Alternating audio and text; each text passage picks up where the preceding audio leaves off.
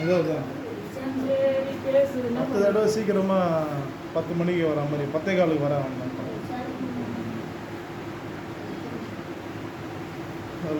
ஆண்டுடைய வசனத்தை காசு எவரும் வரல.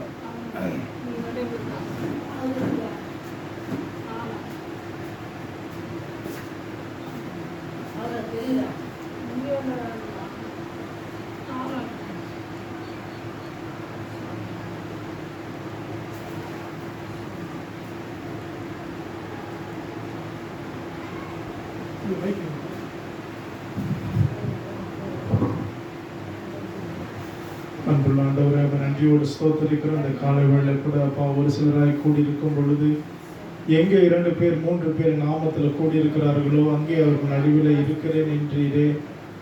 இந்த காலை வேளையிலே நீங்க எங்கள் மத்தியிலே வெளிப்பட வேண்டும். ஓரி கபா ஷேகரனா தீரவி கபரபரப ஓரி கபல ரியாந்தன மஷிகரபல கபரபரப அருள்நாத நாமமதில்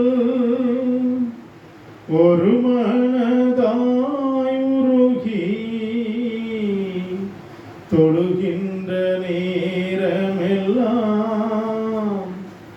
இறங்கிடுவார் நடுவில். எங்கே 2 பேர் 3 பேர் கூடியிருக்கிறார்களோ அங்கே ஒரு நடுவிலே இருக்கிறேன் என்றீரே. இந்த காலை வேளை கூட எங்களை ஆசீர்வதிக்கும்படி ஆண்டவரே வெளிப்படுவீராக. கூட்டத்தை பார்த்துட்டு நாங்க ஜெபிக்கிறவங்க கிடையாதப்பா, உம்மை தேடதான் நாங்க இங்க வந்திருக்கிறோம், உம்மை பற்றி சொல்லதான் வந்திருக்கிறோம். தகப்பனே, நீங்க எங்கள் விசுவாசத்தை கனம் பண்ணுகிறவர். இந்த நாளிலே கூட எங்களோடு இடைப்படும் பெரிய காரியங்களை செய்யும் இயேசுவின் மூலம் பிதாவே, ஆமென். அல்லேலூயா. நாங்கள் டீமாக ஜாப் பண்ணுறோம் இல்லைங்களா, நான் அப்புறம் அலகேசன், ஜேம்ஸ் பிரதர், இல்லை 3 பேர் நாங்கள் ஞாயிற்றுக்கிழமை நாங்கள் ஊழியம் பண்ணுறோமா அந்த பொன்னேரி. இப்போ மோசஸு ஜான்சன்லாம் நம்ம கூட தான் இருந்தாங்க. ஜான்சன்லாம் இப்போது கொஞ்ச நாள் அவங்க தனியாக ஊழியம் பண்ணிட்டு இருந்தாங்க. ஞாயிற்றுக்கிழமை நான் போய் ஊழியம் பண்ணிட்டு இருந்தாங்க. இப்போது ஜான்சன் ஃபோன் பண்ணி இது மாதிரி ஐயா நம்ம கூட நம்ம எல்லாம் சேர்ந்தே பண்ணலாம் அப்படின்னு சொல்லியிருக்காரு.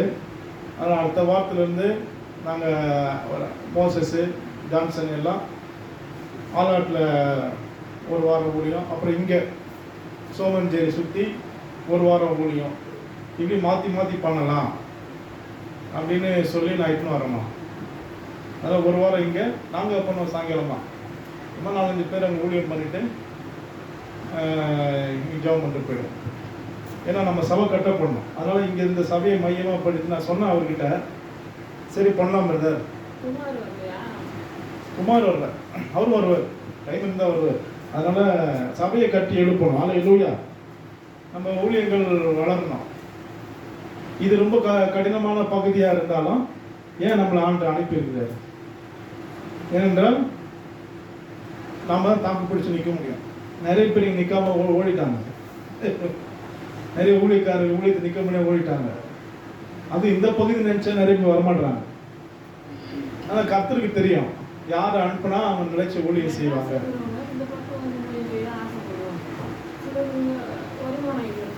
ஆமாம், நிறைய பேர் இங்கே எல்லாம் மெட்ராஸ் தான், மெட்ராஸில் தான் ஊழியம் செய்யணும்.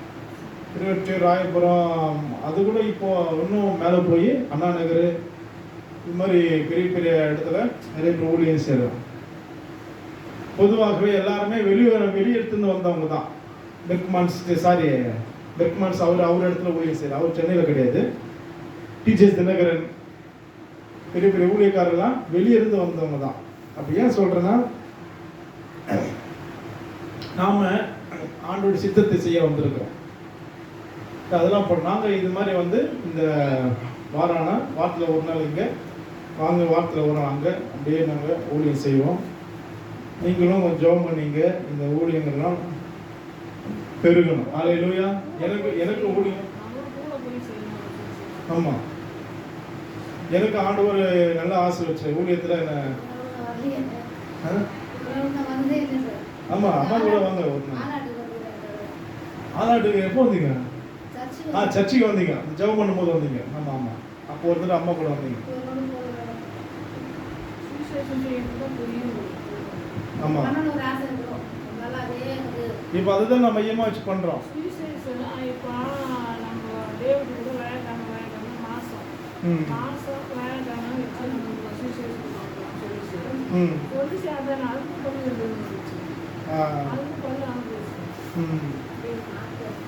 செய்யணும், ஊழியம் செய்யணும்.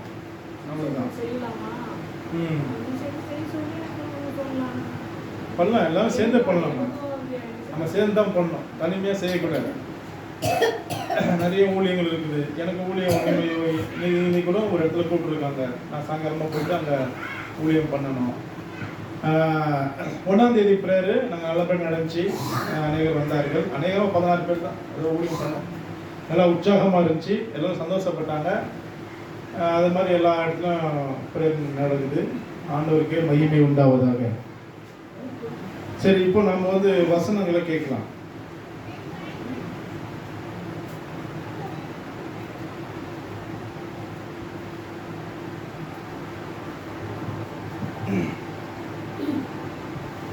ஆண்டவருடைய நாமத்துக்கு மகிமை உண்டாவதாக. நாம் எபேசியர் 1:3 வாசிக்கலாமா? உங்களுக்கு பிரயோஜனமா இருக்கும். நான் ரொம்ப டீப்பா பேசுற ஆளு. அல்லேலூயா. எபேசியர் 1:3 சுருக்கமா முடிச்சிடுறேன்.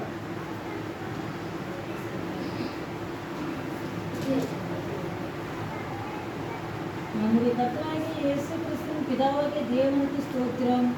அவர் கிறிஸ்துவின் உன்னதங்களிலே ஆவிக்குரிய சகல ஆசீர்வாதத்தினாலும் நம்மை ஆசீர்வதிக்கிறார்.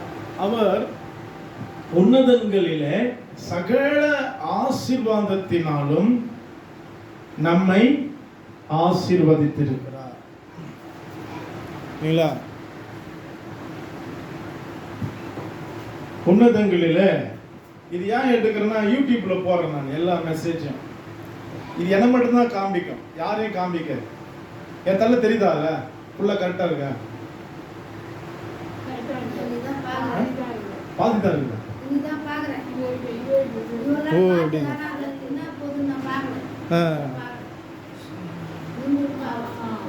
எல்லாம் யூடியூப்ல எல்லா மெசேஜ் இங்கே மட்டும் இல்லை, அந்த அங்கே எங்கே பிரச்சனை பண்ணாலும் நம்மளை மட்டும் ஃபோக்கஸ் பண்ணி வசனத்தை எடுத்து யூடியூப்ல போடுறேன். இது ஒரு தப்பா தெரியலம்மா, உங்களுக்கு ஏதாவது பிரச்சனை இருந்தால் நீங்கள் சொன்னீங்கன்னா எடுத்துருவேன். நான் கேட்பேன், மெசேஜ் அப்படியே ரெக்கார்ட் பண்ணி யூடியூப்ல போட்டுருவேன். அதை சிலர் பார்ப்பாங்க. ஆமாம், பாட்டு கூட நான் போடுறேன். நிறைய பேர் ரொம்ப சந்தோஷப்படுறாங்க. உம்மையே நேசிக்கிறேன், உம்மையே நேசிக்கிறேன், ஏசையா உம்மையே நேசிக்கிறேன். இந்த பாட்டு நிறைய பேர் கேட்டு ரொம்ப சந்தோஷப்படுறாங்க. நல்லா இருக்கு பிரதர். ஆகவே இன்னைக்கு சாயங்காலம் கூட ஒரு சர்ச்சில் கூப்பிட்டுருக்காங்க. அவங்க கூட இந்த பாட்டெல்லாம் பாடி ஒரு முக்கியமான வசனத்தை நான் சொல்ல போகிறேன். ஏன்னா நமக்கு தெரிஞ்சதெல்லாம் இயேசு மட்டும்தான். இயேசு இயேசு அவர் மட்டும்தான் எனக்கு தெரியும். ஆகவே அவரை பற்றி நான் மேன்மையாக பேசுகிறேன். இன்னைக்கு எபேசியர் 1:3 வசனத்தை நம்ம பார்க்கும்பொழுது, உன்னதங்களில் ஆவிக்குரிய சகல ஆசீர்வாதத்தினாலும் நம்மை ஆசீர்வதித்திருக்கிறார். நாம ஆசீர்வதிக்கப்பட்டவர்கள். அப்புறம் திரும்ப போயிட்டு நான் ஆசீர்வதி ஆண்டவரே எனக்கு எல்லாம் கொடுங்க அப்படின்னு நம்ம ஜெபிக்க வேண்டிய அவசியம் இல்லை. ஜெபிக்கணும், ஆனால் அவ்வளோ அது முக்கியம் இல்லை. நீங்கள் ஜெபித்தாலும் ஜெபிக்காவிட்டாலும் நீங்கள் எல்லாம் ஆசீர்வதிக்கப்பட்டவர்கள் தான். உன்னதங்களில் சகல ஆசீர்வாதத்தினாலும் அவர் நம்மை ஆசீர்வதித்து இருக்கிறார். இப்போ நான் ஒரு குழந்தை. யாருக்கு குழந்தை? பிதாவாகிய தேவனுக்கு. ஆனா குழந்தை அவர் குழந்தையா? இல்ல, நான் எங்க அம்மா அப்பா ஞானசேகர் இந்திராணி. அப்ப 2 உலகம் இருக்கு. ஒண்ணு இந்த உலகம். இந்த உலகத்துக்கு நான் இவங்களுக்கு ஒரு குழந்தை. இது மாமிசத்தின் உலகம். இன்னொரு உலகம் அப்பா பிதா என்று கூப்பிட பண்ணுகிற அந்த தெய்வத்தினுடைய உலகம். அந்த உலகத்துல நான் யார்? நான் ஆஸ்வதிக்கப்பட்டவன். அங்கேயும் நான் ஒரு குழந்தையா மாறிட்டேன். அல்லேலூயா. அதுதான் நான் பேச போறேன். நீங்களும் நானும் இந்த உலகத்துல மட்டும் நீங்க உங்க அப்பா அம்மாக்கு ஒரு குழந்தை இல்ல. பிதா வேற ஒரு உலகம், ஆவிக்குரிய உன்னதங்களிலே இருக்கிற உலகம். ஐயா அது சாக்கடையில் இருக்குல்ல அந்த உலகம். இன்னைக்கு நிறைய பேர் போயிட்டு தாஸ்மாக்கடையில குடிச்சிட்டு இருள் அப்படியே ரோட்லயே விழுந்து கிடக்குறான். அது மாதிரி உலகமா? உன்னதங்களிலே இருக்கிற ஒரு உலகம். அந்த ஒரு உலகத்தை பத்தி நான் இப்ப பேசுறேன். அந்த உலகத்திலே நாமெல்லாம் ஆசீர்வதிக்கப்பட்டவர்கள். அல்லேலூயா. இங்க வேற நம்ம சாப்பிடாம கஷ்டப்பட்டு இருக்கலாம். அம்மா கூட கஷ்டப்படுறாங்க, நான் கூட கஷ்டப்பட்டு இருக்கிறேன், நீங்க கூட கஷ்டப்படுறீங்க. இந்த உலகத்துல நம்ம கஷ்டப்பட்டாலும் அந்த உலகத்துல நாமெல்லாம் யாரு? ஆசீர்வதிக்கப்பட்டவர்கள். எல்லாம் சொல்லுங்க, ஆசீர்வதிக்கப்பட்டவர்கள். புரியுதுங்களா? அதனால எனக்கு எப்போதுமே சந்தோஷம். இந்த பிச்சைக்கார வாழ்க்கை எனக்கு வேணாம். நான் அந்த உலகத்துக்கு போக விரும்புகிறேன், அந்த மகிமையில நான் பிரவேசிக்க விரும்புறேன்னு சொல்லி நம்ம ஆசைப்படுறோம். முடியல படுத்துங்க, ஒன்றும் பிரச்சனை இல்லை. படுத்துங்க. உன்னதங்களிலே ஆண்டவர் அந்த உலகத்திலே நான் ஒரு ஆசீர்வதிக்கப்பட்டவனாக நான் இருக்கிறேன். அந்த உலகத்தில். அப்போ பிரியமானவர்களே, அதனாலதான் இன்னைக்கு பவுல் கூட சொல்றான், நான் உலகத்தை விட்டு அவரோடு இருக்க விரும்புறேன். ஏன்னா அங்கே நம்ம ஆஸ்வதிக்கப்பட்டவர்கள். புரியுதுங்களா? ஆகவே பிரியமானவர்களே, இப்போ நம்ம ஆஸ்வதிக்கப்பட்டவர்கள் என்றால்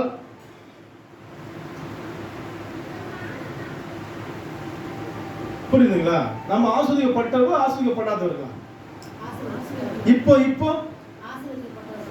நம்ம ஆஸ்வதிக்கப்பட்டவர்கள் தான். ஏன்னா அந்த காரியம் இப்ப எனக்குள்ளதான் இருக்குது.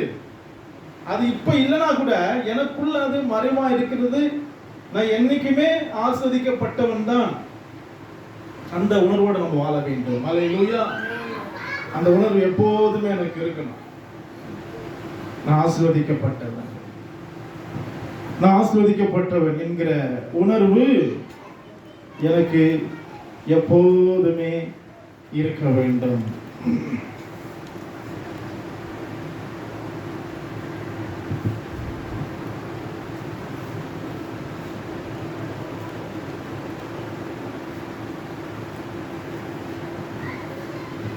ஆகவே பிரியமானவர்களே,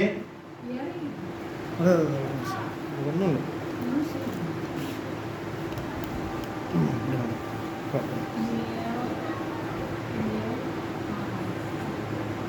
அதனால பிரியமானவர்களே, நாம இப்ப இருக்கிற சூழ்நிலையை பார்த்து கவலைப்படாம பரலோகத்துக்காக, நித்தியத்துக்காக நாம என்ன செய்யலாம்? வாழ்ந்து மறிக்கலாம்.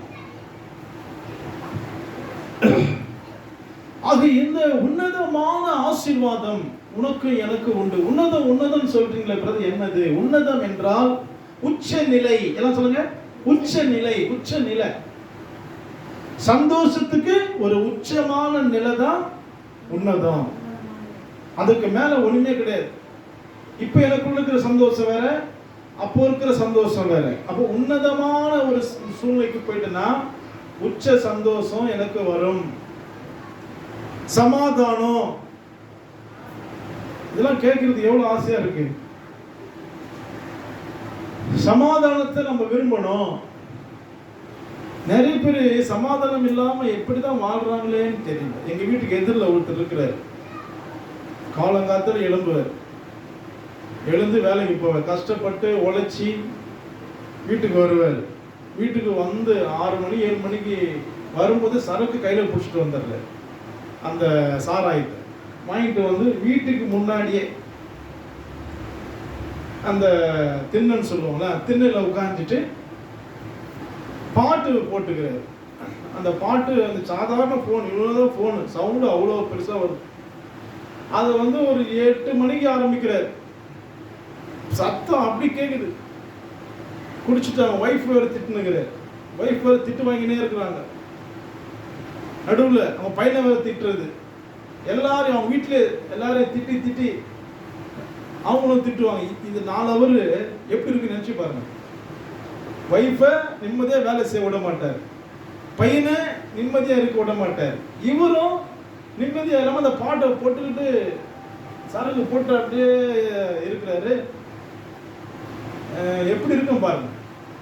டெய்லி 1 வருஷம் 2 வருஷம் 3 வருஷம் இப்படியே தான் இருக்கிறாரு. சமாதானத்தை அவங்க விரும்ப மாட்டாங்க. எப்போதுமே சண்டை போட்டுக்கிட்டே இருக்கணும். அவங்க ஒய்ஃப் கெட்ட கெட்ட வார்த்தையில டே அவனை இவனை, ஆமா, இத்தனைக்கும் அருமையான ஒரு தாழ்மையானவங்க அவங்க. அப்படியே ஆப்போசிட்டா அவருக்கு அமைஞ்சிச்சு. ஆனா அவர் அவங்கள பாராட்டணும். இருந்து குடும்பம் நடத்துறாங்க. அந்த அளவுக்கு அவங்க தாக்கு பிடிச்சி இருக்கிறாங்க. அந்த அம்மா எங்க சர்ச்சுக்கு கூட வரணும், 1ஆம் தேதி பிறகு வரணுமா தம்பி, ஆசைப்படுற ஆசையா இருந்துச்சுப்பா, எங்க வீட்டுக்கார விடவே மாட்டேருப்பா அப்படிலாம் சொல்லுவாங்க. அப்போ சமாதானம் ஒரு நிம்மதியை விரும்பாதவர்களாம் இருக்கு. நான் போய் கேட்டேன்னா உடம்பு கெட்டு போகுதுண்ணா, இது குடி என்ன நாசமாக்கும், கொஞ்சம் கொஞ்சமா உங்க பாய்சனு அப்படியே உன்னை இழுத்துன்னு போயிடும். நான் சாப்பிட்றேன் பாரு, நான் உடம்பு கண்ணில் பாரு, அட போடா, இதுதானே எனக்கு கிக்கு, இதுதானே எனக்கு தெம்பு. கொரோனா டைம்ல எத்தனை பேர் செத்தான், இதை சாப்பிட்டு நான் உயிர் வாழ்ந்தேன் சொல். கொரோனா டைம்ல இதை சாப்பிட்டு அவர் பாதுகாப்பா இருந்தாராம். இது இல்லாம என்னால இருக்க முடியாது. சரி நான் சொல்லிட்டேன் விருப்பம், அதுதான் அதுவும் செய்ய மாட்டேன். அப்ப எல்லாரும் தொலை கொடுற ஒய்ஃபுக்கு கண்ணு எதிர வீட்டுல சுத்தி வீட்டுல. சமாதானத்தை விரும்பாதவர்கள் அவங்களால நிம்மதியா இருக்கவே முடியாது. அவங்க வந்து இருக்க முடியாது, அவ்வளவுதான். சாக வரைக்கும் அப்படிதான் இருக்கணும். அவங்க மரிச்ச பிறகு இளைப்பாறுதல் இல்லை. ஆகவே நாம மற்றவர்களை மாதிரி இப்படி இருக்காம சமாதானத்தை விரும்பணும், சந்தோஷத்தை விரும்பணும். எங்க சந்தோஷம் இருக்கு? அவருடைய சமூகத்துல. தாவீது சொல்றான், கர்த்தாவே 16:10 சங்கீதம் 16:10 கர்த்தாவே உம்முடைய சமூகத்திலே ஆனந்தமும் உம்முடைய பிரசன்னத்திலே நித்திய பேரின்பம் உண்டா. புரியுதுங்களா? எங்க சமாதானம் இருக்கு, எங்க சந்தோஷம் இருக்கு? கர்த்தருடைய ஆலயத்துல, கர்த்தருடைய சமூகத்துல. நீ சாப்பிடுற சாராயத்துல இல்ல, நீ பிடிக்கிற சிகரெட்ல கிடையாது, நீ நினைக்கிற மாதிரி ஊர் சுத்துற பீச்சுக்கு போலாம் அங்க அது சமாதானம் வரும் சந்தோஷம் வரும் நினைக்கல, அங்கு அதெல்லாம் வராது. கர்த்தருடைய சமூகத்தில, அவருடைய சமூகத்தில நித்திய பேரின்பம் உண்டு. கர்த்தருடைய சமூகத்துல மகிழ்ச்சி உண்டு. ஆகவே எனக்கு அன்பானே, உன்னதன் என்பதே எல்லா மகிழ்ச்சியும் சமாதானம் உள்ள இடம் தான் உன்னதம். அங்கு உன்னதம் என்றால் அங்கு தேவன் இருக்கிற இடம், தேவன் இருக்கிற ஒரு இடம் தான் அந்த உன்னதம். பிரியமானவர்களே, அங்கு ஒரு கவர்மெண்ட் செயல்படுது. அங்க என்ன அதுதான் கவர்மெண்ட். அந்த கவர்மெண்ட் நமக்கு ஒரு 4 காரியத்தை கொடுக்குது. உங்களுக்கு புரியுற மாதிரி நான் சொல்றதுனால நான் நிதானித்து சொல்றேன். அந்த கவர்மெண்ட் என்ன பண்ண 4 காரியத்தை உங்களுக்கு கொடுக்குது. The government of God, கர்த்தருடைய அரசு, தேவனுடைய அரசு. இப்போ இருக்கிற அரசு வேஸ்ட். இப்போ இருக்கிற அரசு என்ன பண்ணுது? சிலிண்டர் கொடுக்குது, கேஸ் சிலிண்டர் 4 சிலிண்டர் 6 சிலிண்டர். அப்புறம் பஸ் ஃப்ரீ கொடுக்குது. இப்போ இருக்கிற இந்த மாமிச அரசு. அது மாதிரி என்னுடைய தேவனுடைய அரசும் நமக்கு காரியங்களை கொடுக்குது. ஆனா சிலிண்டர் பஸ் ஃப்ரீ இது மாதிரிலாம் கிடையாது. அவர் கொடுக்கிற ஆசீர்வாதம் என்ன, அவர் கொடுக்கிற கிஃப்ட் என்ன, அதுதான் இன்னைக்கு பார்க்க போறோம். ஹல்லேலூயா. பிரியமான, அந்த கர்த்தர் கொடுக்கிற அந்த உன்னதக்குரிய கிஃப்ட் அந்த அரசு எனக்கு கொடுக்கிறது என்னன்னா, முதலாவது சுவிகாரம். சொல்லுங்க, சுவிகாரம். சுவிகாரம் என்றால் தத்து எடுக்கிறது. அதாவது தேவனுடைய வசனமாகிய வித்தின் மூலம் பிறக்கக்கூடிய குழந்தை. அல்லேலூயா. இத அந்த அரசு நமக்கு தருகிறது. எபேசியர் 1:6 வாசிக்கிறோம். அதுதான் அங்க வாசிக்கிறோம். பிள்ளைகளாகும்படி. எபேசியர் 1:6 பாருங்க.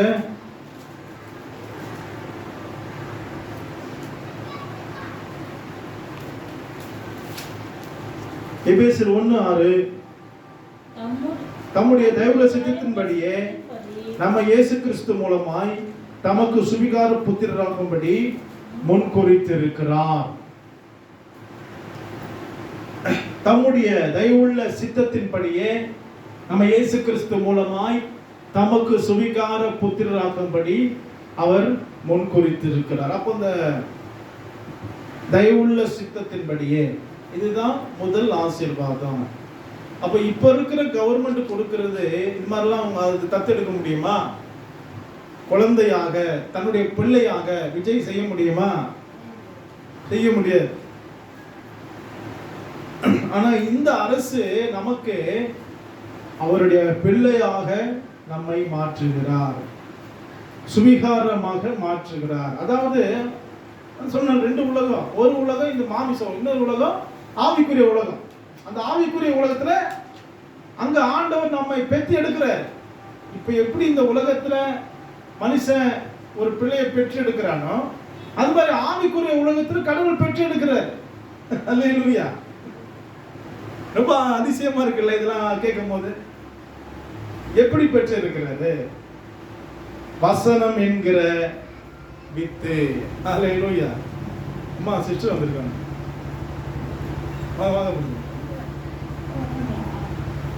வசனம் என்கிற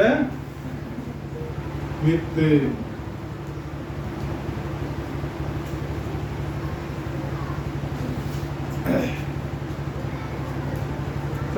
வருவோம். அப்போ வசனம் என்கிற அந்த தேவனுடைய வித்து என்ன பண்ணுகிறது? நம்மை பிறப்பிக்கிறது. புரியுதுங்களா நான் சொல்றது? அந்த வசனம் கடவுளுடைய வித்து எனக்குள்ள வரும் போது என் ஆவி மனிதன் பிறக்கிறான், கர்த்தருக்குரிய பிள்ளையாக மாறுகிறான். இதுதான் ஆவிக்குரிய ஒரு process. யோவான் 1:12 வாசிக்கிறோம். அவருடைய நாமத்தின் மேல் விசுவாசம் உள்ளவர்களாய் அவரை ஏற்றுக்கொண்டவர்கள் எத்தனை பேர்களோ அத்தனை பேர்களும் தேவனுடைய பிள்ளைகளாகும்படி அதிகாரம் கொடுத்தார். புரியுதுங்களா? இப்படிதான் ஆண்டவர் என்னை பெற்றெடுக்கிறார். அப்ப நான் யாரு சொல்லுங்க? ஆண்டவருடைய பிள்ளைங்க. புரியுதுங்களா? இப்ப இந்த அம்மா கூட ஆண்டவருடைய பிள்ளை. இப்ப உங்க அப்பா இருக்கிறாரு. அப்பா பேர் என்னது? ஜான்சன். அது பேர் ஜான்சன் வச்சிருக்காங்க.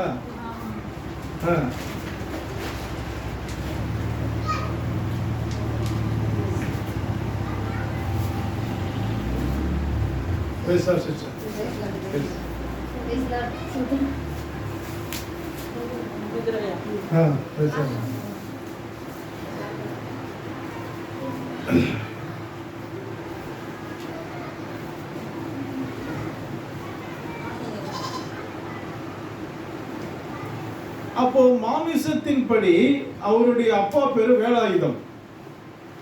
வேலாயுதம் தான் அவர் பேரு. என்ன பேரு? ஜான்சன். தமிழ் பேர் பேரு இந்து பேர். முனுசாமியா?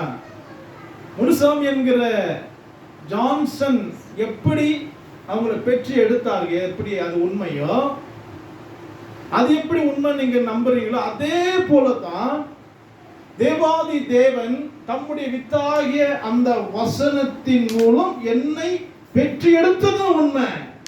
அல்லேலூயா. என்னை பெற்று எடுத்ததும் ஒரு உண்மை. அப்போ ரெண்டு, மாமிசத்தின்படி நான் இவங்களுடைய பிள்ளை, ஆவியின்படி நான் கடவுளுடைய பிள்ளை. அல்லேலூயா. ஆவியின்படி நான் என் ஆண்டவருக்கு பிறந்தவன். சாத்தானுக்கு பிறந்தவன் கிடையாது. நான் ஆண்டவருக்கு பிறந்தவன். ஒரு தேவ தூதனுக்கு பிறந்தவன் கிடையாது. நான் தேவாதி தேவனுக்கு நான் பிறந்தவன். அந்த உரிமையை எனக்கு இயேசு கொடுத்துட்டாரு. இதுதான் gift. ஹalleluya. கவர்மெண்ட் பரலோகத்தின் கவர்மெண்ட் நமக்கு கொடுக்கிற ஒரு gift. ஹalleluya. பரலோகத்திலிருந்து வரக்கூடிய ஒரு ஆசீர்வாதம். இதுதான் உண்மை. அப்போ எந்த அளவுக்கு நாம இன்னைக்கு உலகத்தை ஜெயிக்கணும், எந்த அளவுக்கு நம்ம எல்லா உலகத்தை கண்ட்ரோல் பண்ணணும், நம்ம சாதாரணமானவர்களே அல்ல. அப்போ தேவன் நம்மை பிறப்பிச்சிட்டாரு. இப்ப நான் அவருடைய சொந்த பிள்ளையா நான் மாறிட்டேன்.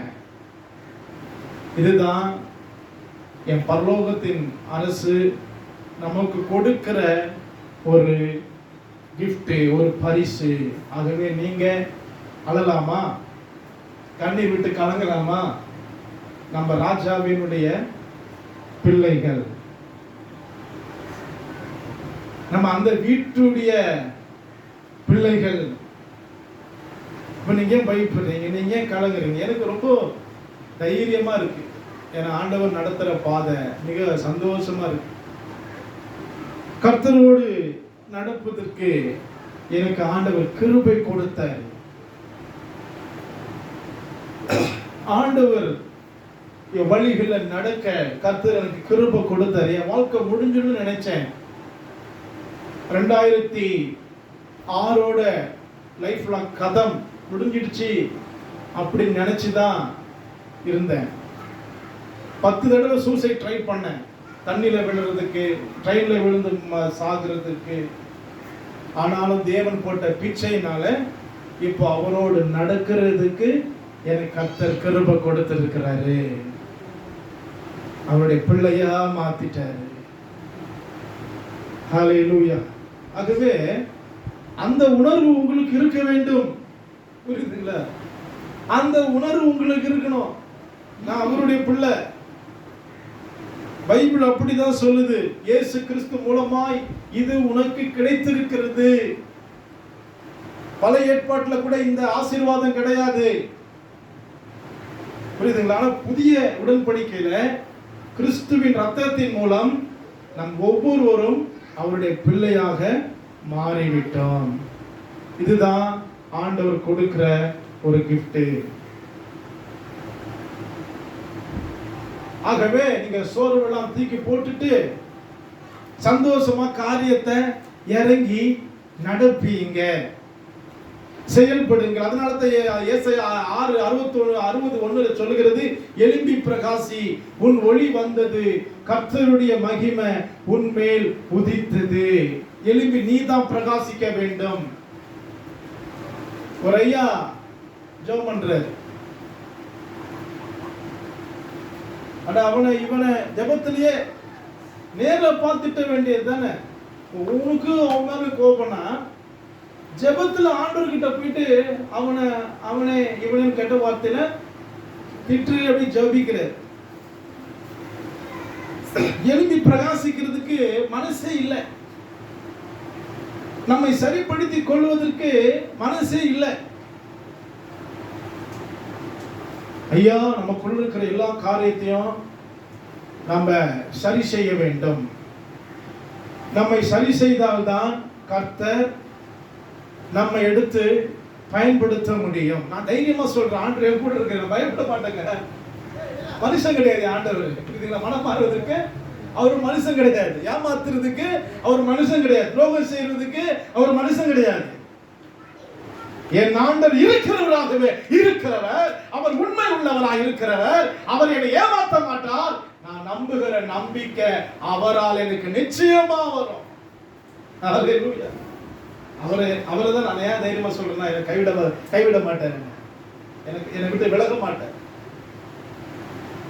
பிரியமானவர்களே, அவர் எழுதி பிரகாசி, உன் ஒளி வந்தது. அவரோட மாற்றிட்டார், பிள்ளையா மாற்றிட்டாருங்க. நீதான் காரியத்தை எழுந்து நடப்பீங்க, அதெல்லாம் செய்து கொண்டிருக்கிறேன். என்ன பிளான் பண்ணிருக்கிறேன்னா, கொஞ்சம் 1ஆம் தேதி பிரேயர் நடத்துறேன்னா காசிமேட்ல ஒரு 3 பிரதர் கூப்பிடுறேன். பிரதர் 1ஆம் தேதி காலையிலே வந்துருங்க. அந்த ஏரியா ஃபுல்லா நாங்கள் என்ன பண்றோம், ரொம்ப சந்தோஷமா இருந்துச்சு எனக்கு இந்த தடவை காசிமேட் ஊழியம் பண்ணும்போது. தெருவா மைக்கெல்லாம் ஒன்றும் கிடையாது, மைக்கு ஸ்பீக்கர்லாம் ஒன்றும் கிடையாது. 3 பேர் அப்படி ஒன்றா போவோம். தெருவில் எதிர்பார்றவங்க உட்காந்து அன்பா பேசி அவங்களுக்கு ட்ராக்ஸ் கொடுத்து இயேசுவை பற்றி சொல்லிட்டு 1ஆம் தேதி பிரேயர் இன்னைக்கு இருக்கு பிரதர் கலந்துங்க சொல்லி ஒரு நாள் ஃபுல்லாக நாங்கள் செய்கிறோம். ஹல்லேலூயா. ஒரு நாள் ஃபுல்லாக அந்த காசிமேடு பகுதியில் ஒரு பழகுற வாய்ப்பு கிடைக்குது, எல்லாரோடும் பேசுகிற வாய்ப்பு கிடைக்குது, அந்த ஜனங்களுடைய மனநிலையை புரிஞ்சுக்கிறதுக்கு வாய்ப்பு கிடைக்குது. அப்படி சிலர் வந்து நம்பர்லாம் கொடுக்குறாங்க. 3 பேர் எங்களுக்கு ஐக்கியமானாங்க, சுந்தர் நோட்டு.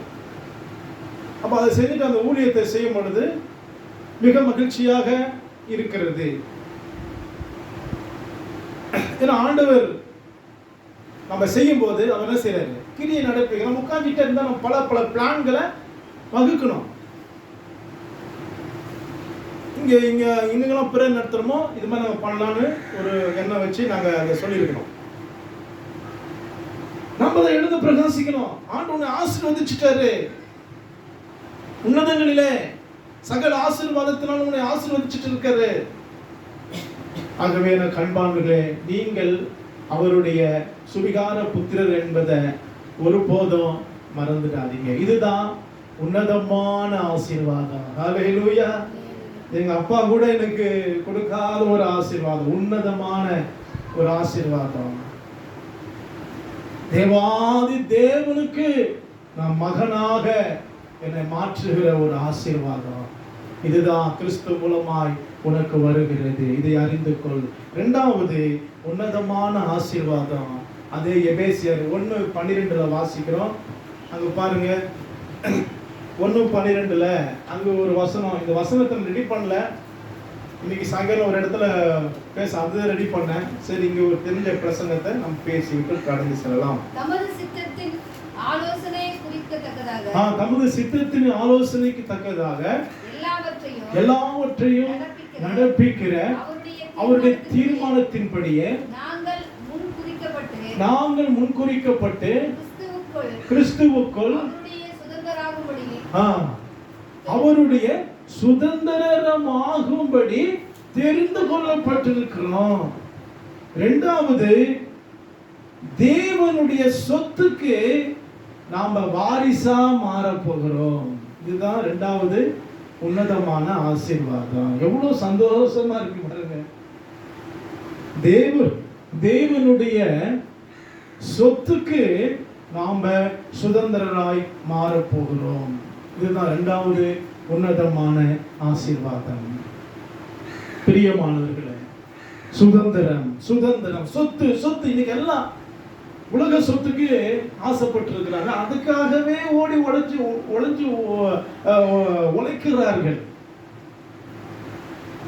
சிலர்லாம் பார்த்தா எப்படித்தான் வேலை செய்து சம்பாரிச்சு வீடு பில்டிங்கு. நான் செக்யூரிட்டி வேலைலாம் விட்டுட்டு இந்த ஃபுட் டெலிவரி பண்றேன்னு நான் சொன்னேன். இப்போ அந்த ஃபுட் டெலிவரி பண்ணும்போது பாருங்க, ஒரு ஹோட்டல்காரன் ஒரு ஹோட்டலோட நிறுத்தாம 10-15 இடத்துல ஹோட்டல் வச்சுட்டு இருக்கான். அப்படியே பெருக்கினே போறான். அது மாதிரி ஹோட்டல்ஸ் இருக்குது. நான் சொன்னேன் சரவணா பவன் ஹோட்டல் நீங்க பாத்தீங்கன்னா எல்லா இடத்துலயும் இருக்கு. டி நகர்ல போனா இருக்கு, அடையாறுல இருக்கு, பாரிஸ்ல இருக்கு. பிரதர் கூட ஓட்டுறாரு, வண்டிலாம் ஓட்டுறாரு, அவர் கூட எல்லாம் தெரியும். அப்புறம் நித்திய அமிர்தம் சொல்லி ஸ்வீட்டு கடை மார்வாடி யாரோ வச்சிருக்கான். நித்திய அமிர்தம் சொல்லி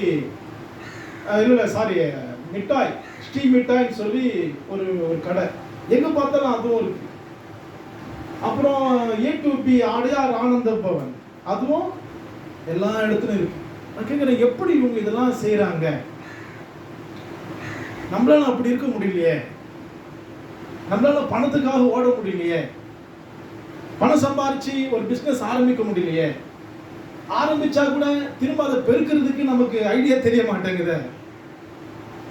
ஏன் பிரியமான, இதுதான் தேவன் நம்மை வேறு பிரித்திருக்கிறார்.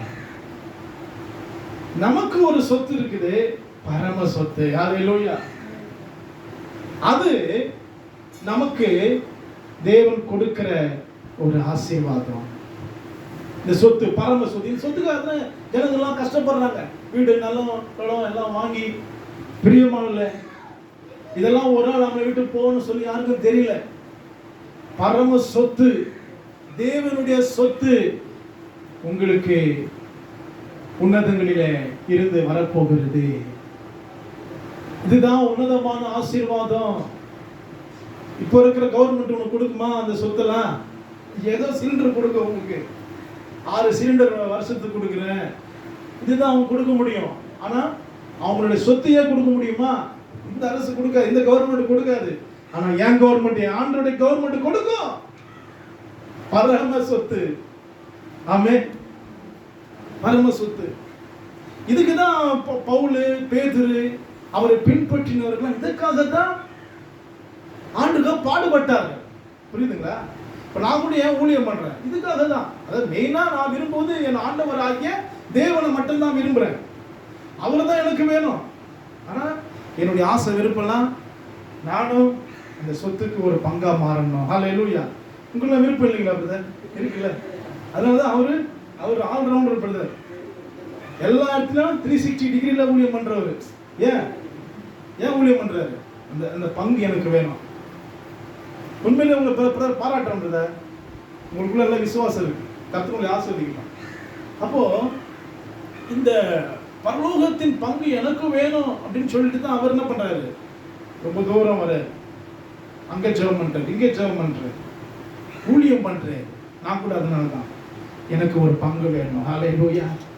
பரலோகத்தின் ஒரு பங்கு. பரலோகத்தில் எனக்கு ஒரு பங்கு கிடைக்காதா?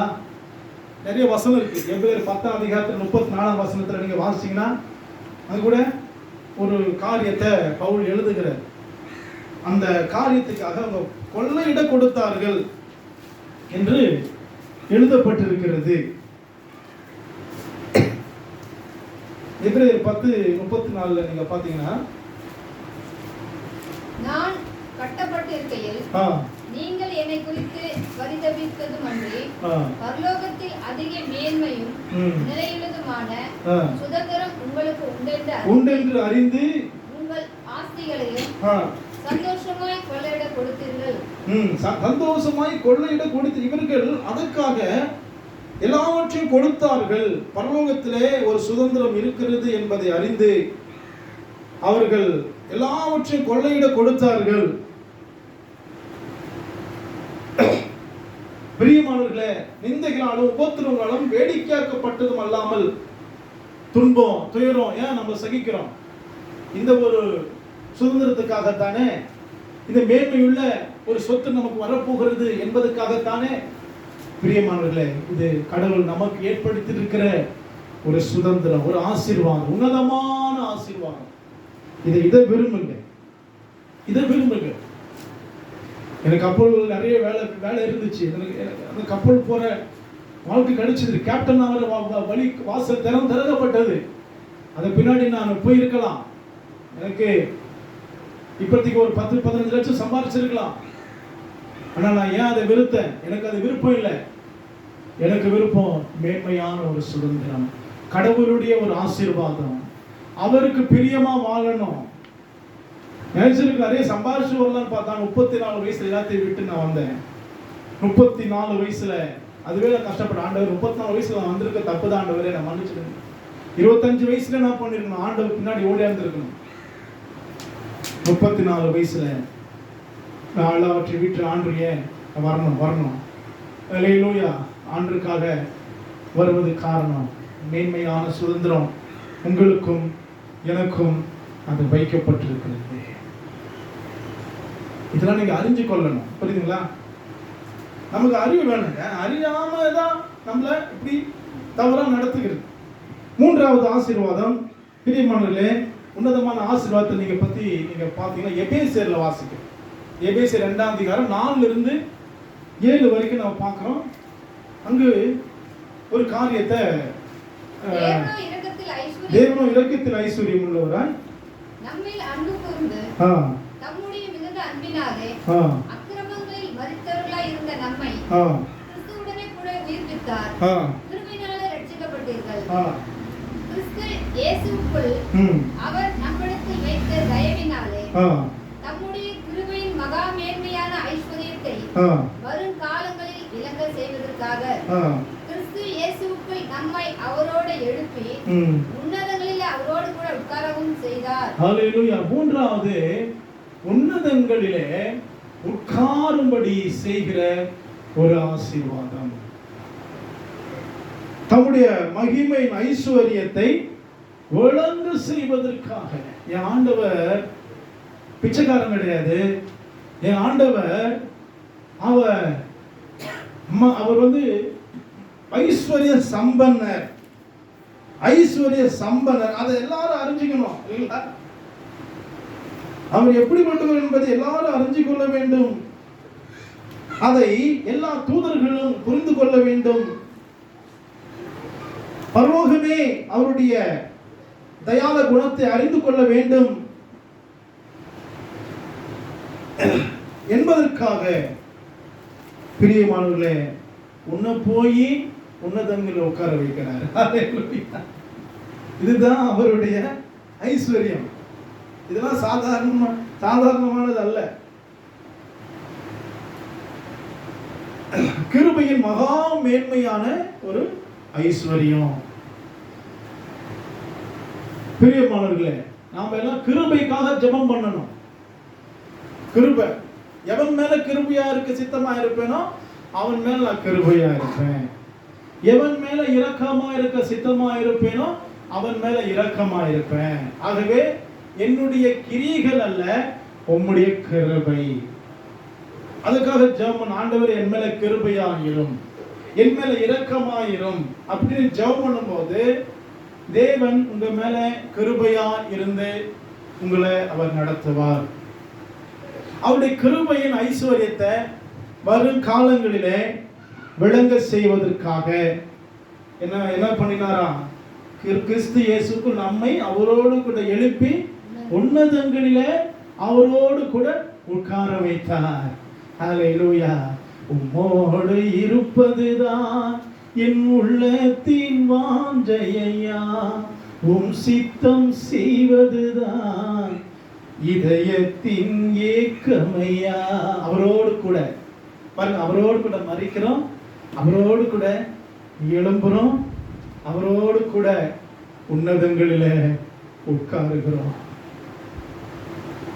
இதுதான் அவர் கொடுக்கிற ஒரு ஈவு.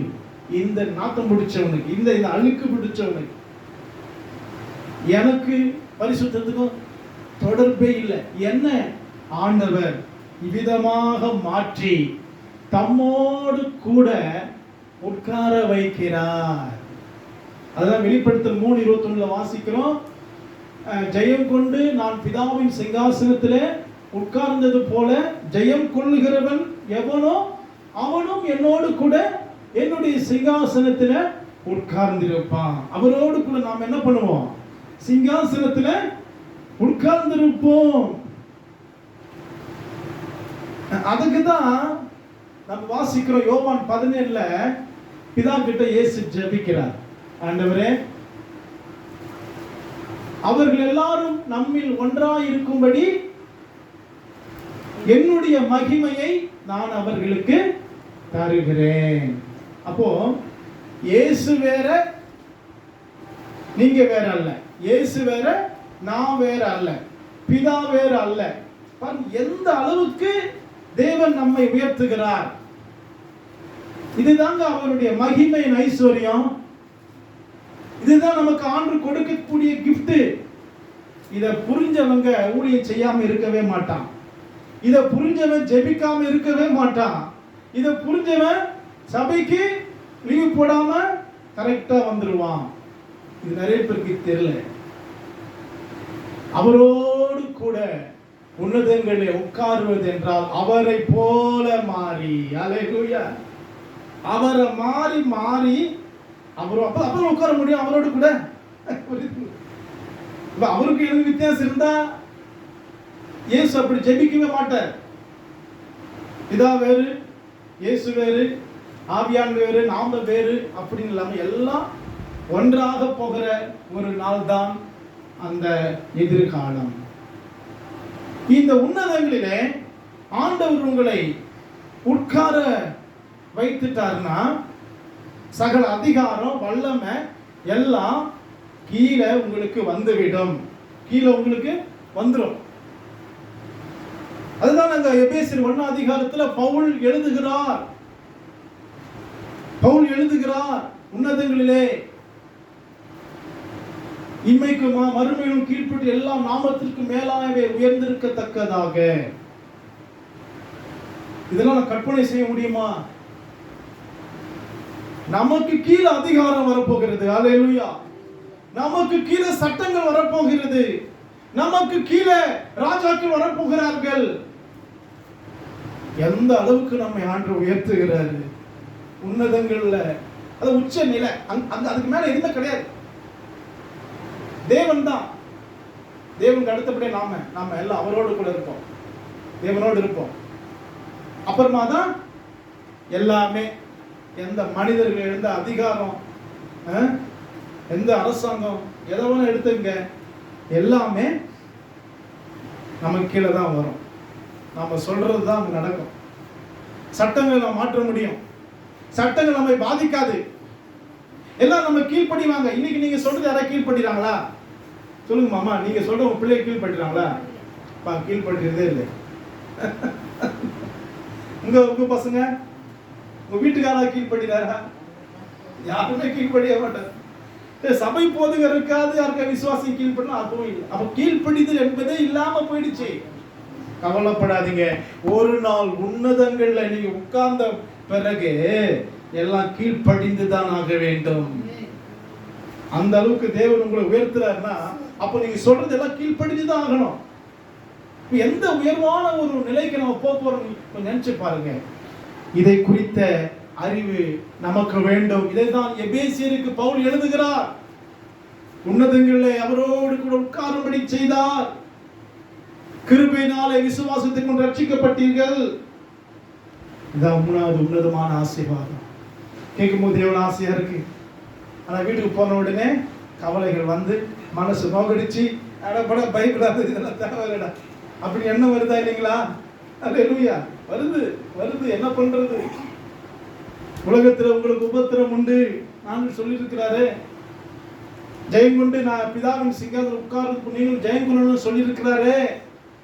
அப்ப எல்லாவற்றையும் ஜெயித்துட்டு தான் நம்ம வரணும், ஜெயிக்கணும், சோதனைகளை ஜெயிக்கணும். அது வேற கண்பாளர்களே, இந்த உலகத்துல உதவி செய்கிறதுக்கு பரிசுத்த ஆவியானவர் இருக்கிறாரு. ஹல்லேலூயா. அவருடைய உதவியை கேளுங்க. அவங்க இருதயத்தை மென்மையாக்குவார், உங்க இருதயத்தை பக்குவப்படுத்துவார்.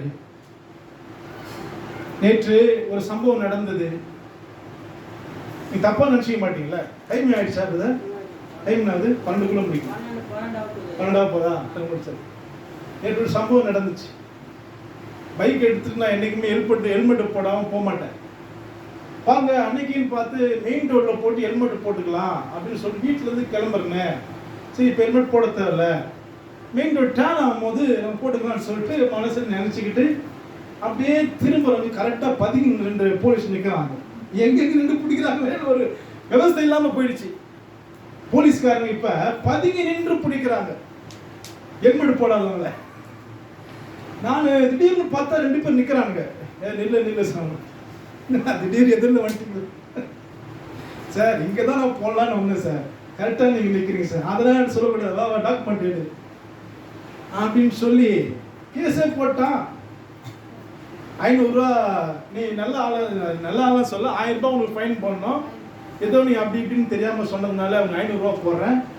இப்போ கூட கட்ட தேவையில்ல, 1 வருஷம் கழிச்சு கட்டிக்கோ. கேஸ் மட்டும் போட்டுடுறேன். அவன் பாரு எப்படி சொல்ற, 1 வருஷம் கட்டி நீ கட்டிக்கலாம், உப்பும் கடத்த நீ போப்பா அப்படின்னு சொல்லி. ஆனா அந்த 1 வருஷம் சும்மாவா அந்த 500 ரூபாய் நம்மளால கட்ட முடியுமா? இது மாதிரி நிறைய ஃபர்ஸ்ட்லாம் வந்து தெரியாம கூட போட்டிருக்காங்க. நம்ம கிராஸ் பண்ணும் போதெல்லாம் இது மாதிரிலாம் கேமராலாம் எடுத்து ஏதோ கேஸ்லாம் போட்டிருக்காங்க. அது 2-3 இருக்குன்னு நினைக்கிறேன். அப்போ இதை நினைச்ச மனசு எந்த அளவுக்கு வேதனைப்பட்டுச்சு. நான் அன்னைக்கு நான் போகும்போது பைபிளை அன்னைக்கு பிரசங்கம் ரெடி பண்ணலான்னு சொல்லிட்டு நான் போய்கிட்டு இருக்கிறேன். நான் எப்போதுமே வண்டியிலே போகும்போது வசனம் ரெடி பண்ணுவேன். அன்னைக்கு ஃபுல்லாக பைபிளை தியானம் பண்ணலாம், இன்னைக்கு ஒரு மீட்டிங் இருக்கு, அந்த பிரசங்கத்தை ரெடி பண்ணலாம், அந்த மூடில் போகிறேன். இந்த 500 ரூபா ஃபைன் போட்டவனையும் எல்லாமே டோட்டல் அவுட்டுங்க. சரியா வேலை செய்ய முடியல, அந்த ஞாபகம் வரல, 500 ரூபா ஃபைனை போட்டானே எப்படி கட்டுறது, ஏற்கனவே நம்ம அந்த பிரச்சனை இந்த பிரச்சனை. பிரியமானவர்களே, இப்படி நினச்சிட்டு 1 hour என்னால் சரியா ஒரு வேலையை செய்ய முடியல. அந்த ஒரு அவன் மேலே அவ்வளோ வெறுப்பு. இந்த கவர்மெண்ட் என்ன பண்ணுறோம் பாரு, இதை யாராவது கட்டாயமாக்கலாமா சொல்லுங்க? ஒரு ஹெல்மெட் போகிறத கட்டாயமாக்கலாமா? எவ்வளோ தப்பு பண்ணுறாங்க இந்த கவர்மெண்ட்டு. அதை யார் அவங்க எடுத்து சொல்கிறது? எனக்கு அதிகாரம் எல்லாரும் அடிச்சு மனசில் நினைக்கிறேன். இதெல்லாம் எல்லாரும் அடிச்சு தோன்சம் பண்ணி முதல்ல அந்த முதலமைச்சரை பிடிச்சிருக்கலாம். இப்படிலாம் மனசுல வருது. அப்போ எந்த அளவுக்கு வெறுப்பு இது உங்களுக்கு வருமா இல்லையா? அந்த மாதிரி கேஸ் போட்டு எவ்வளோ வரோம்ல கவர்மெண்ட் மேல, போலீஸ்கார மேல எவ்வளோ வெறுப்பு வரும். அது வந்து 1 மணி நேரம் ஒன்றுமே பண்ண முடியலங்க. ஆனா நிதானிச்ச கொண்ட சரி இந்த வேத வசனங்களை தியானம் பண்ணலாம் அப்படின்னு எடுத்து ஆண்டவராக இயேசு கிறிஸ்து எப்படிலாம் அவர் சிலுவையை சகிச்சாரு, எப்படி அதை ஆசீர்வாதமாக மாற்றினாரு அப்படின்னு சொல்லி அதை நான் தியானிக்க ஆரம்பிச்சேன். வித்தின் 2 செகண்ட் அந்த டென்ஷன் எல்லாம் மாறி போனது. ஒரு புது தெம்பு வந்தது. ஹல்லேலூயா. புது உற்சாகம் பிறந்தது. பாருங்க எந்த அளவுக்கு நம்முடைய மனதை மாற்றக்கூடிய ஒரு வேத புத்தகம். அதுக்கு தான் ஆவியானவர் உங்களுக்கு வேணும். ஹல்லேலூயா. உடனே பரிசுத்த ஆவி என்ன பண்ணுவாரு, மகனே டென்ஷன் ஆகாத, என் வசனத்தை தியானம் பண்ணு, நான் உன் இருதயத்தை சமாதானமா மாற்றுகிறேன் என்று சொல்லி ஆவியானவர் செயல்படுவார். ஹல்லேலூயா. சாதாரணமானது கிடையாது. அது எவ்வளவு டென்ஷன். நிறைய பேர் கொலையோ பண்ணிடுறாங்க போலீஸ்காரங்க. அது மாதிரி டென்ஷன். அது மாதிரி ஏமாத்துறது. ஒன்றும் இல்லாத சட்டத்தை போட்டு ஜனங்களை எவ்வளோ பேர் நீங்கள் யூடியூப்லாம் பார்க்கலாம். அப்போ ஆவியானவர் நமக்கு உதவி செய்வார். இந்த சோதனைகளை ஜெயிக்க ஆவியானவர் உதவி செய்வார். வேத வசனம் உங்களுக்கு உதவி செய்யும். கடவுள் உங்களுக்கு உதவி செய்வாரு. உடனே ஜெபம் பண்ணுங்க, பைபிள் வாசிங்க, ஊழியம் செய்யுங்க. ஹல்லேலூயா. ஊழியம் செய்யுங்க. இந்த மாதிரி துன்ப நேரத்துல போங்க, ஊழியம் செய்யுங்க. ட்ரக்ஸ் எடுத்து கூடி ஜெபம் பண்ணுங்க. தனிமையில போய் உட்கார்ந்து அழாதீங்க. அதனாலதான் உலகத்துக்கும் நமக்கும் உள்ள பெரிய வித்தியாசம். உலகத்துக்கு வழி வாய்ப்பே இல்லை. நல்லா புரிஞ்சுக்கங்க.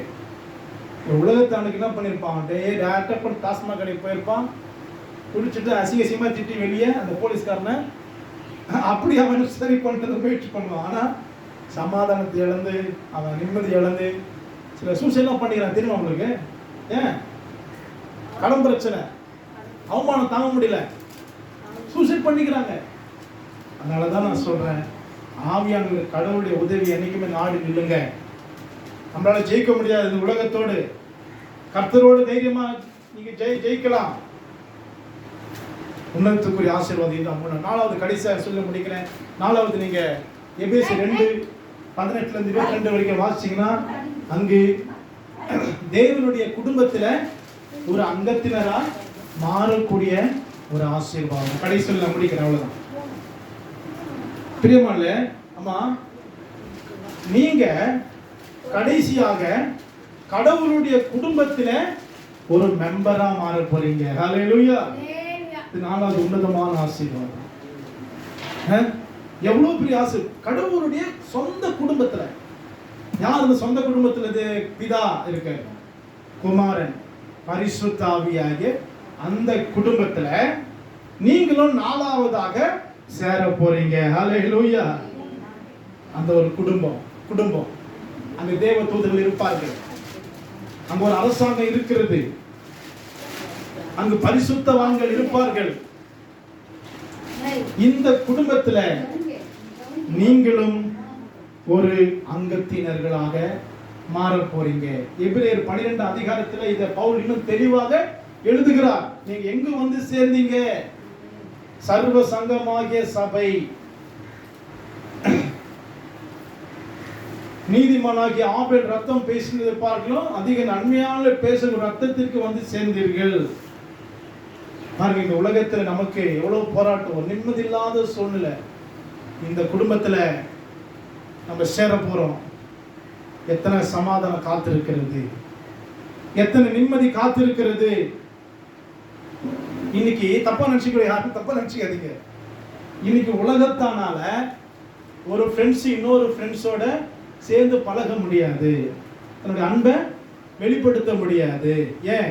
அதுதான் உலகத்தினுடைய காரியம். அதுக்கு தான் மாமா மச்சான்னு சொல்லிட்டு சரக்கு போட்டு 2 பேர் உட்காந்து பேசிக்கிறாங்க. ஏன்? சரக்கு சாப்பிட்டாதான் ஒரு பாசம் வருமா? எனக்கு அந்த இயல்பு அந்த அப்பா இருந்துச்சு. ஏன்னா இந்த உலகத்தினுடைய பிரஷர். தேவனை விட்டுட்டே நீ கடவுளை விட்டு உனக்கு எப்படி சமாதானம் வரும்? கடவுளை விட்டு உனக்கு எப்படி உனக்கு 2 பேரும் சேர்ந்து பேச முடியும்? கடவுளை நீ விட்டு உன் மனைவி குடும்பம் பிள்ளைகளோடு எப்படி சந்தோஷமா இருக்க முடியும்? புரியுதுங்களா? அதுதான் தேவனே. தேவன் இல்லை, நம்முடைய சரீரமே, தேவன் படைத்த நம்முடைய சரீரமே அதுக்கு இடம் கொடுக்காது. கடவுளோடு இருந்தா ஆவியாத்மா சரீரம் நல்லா இருக்கும். கடவுளோடு இல்லைன்னா ஆவியாத்மா சரீரம் ஏடா கூடமா தான் இருக்கும். இதுதான் கடவுள் நியமித்த ஒரு இயல்பு. ஆகவே நாம் ஒரு நாள் இந்த தெய்வத்துடைய குடும்பத்துல நாம சேர போகிறோம். அங்கே தாழ்மைய வடிவான தெய்வத்தோடு, அதிகாரம் மிக்க ஆண்டவரா இயேசுவோடு, பரிசுத்த இயேசுவின் ரத்தத்தால் கழுவப்பட்ட பரிசுத்தவான்களோடு நாம அகமகிழற நாட்கள் வந்து கொண்டிருக்கிறது. ஹல்லேலூயா, ஹல்லேலூயா. நம்பிக்கை உங்களுக்கு இருக்குதா? நம்பிக்கை இருக்குதா? ஆகவே நீங்க என்ன பண்ணணும்? எபேசியர் 4 அதிகாரத்தை ஃபுல்லா படிச்சு பாருங்க. சும்மா கிடையாது, எடுத்து கொண்டு எல்லாம் எனக்கு ஆசீர்வாதம் வந்துடாது. கஷ்டப்படணும், பிரயாசம் பண்ணணும். புரியுதுங்களா? எபேசியர் 4 அதிகாரத்துல அதான் பவுல் எழுதுறாரு. கசப்பு, கோபம், வைராக்கியம் இதெல்லாம் வைக்க கூடாது. ஒரே சிந்தையா இருக்க சொல்றாரு. வீண் சிந்தனைகளை வெறுக்க சொல்றாரு. தேவ சாயலுக்கு ஒப்பா மாற சொல்றாரு. கெட்ட வார்த்தை பேசக்கூடாதுன்னு சொல்றாரு. அந்த அதிகாரம் ஃபுல்லா நீங்க படிச்சு அதை உங்க வாழ்க்கையில அபியாசப்படுத்தினாதான் இந்த உன்னதமான ஆசீர்வாதத்துக்கு சொந்தக்காரர்களாய் மாற முடியும். ஹல்லேலூயா, ஹல்லேலூயா. கர்த்தர் இந்த வசனங்களை ஆசீர்வதிப்பாராங்க. ஆமென்.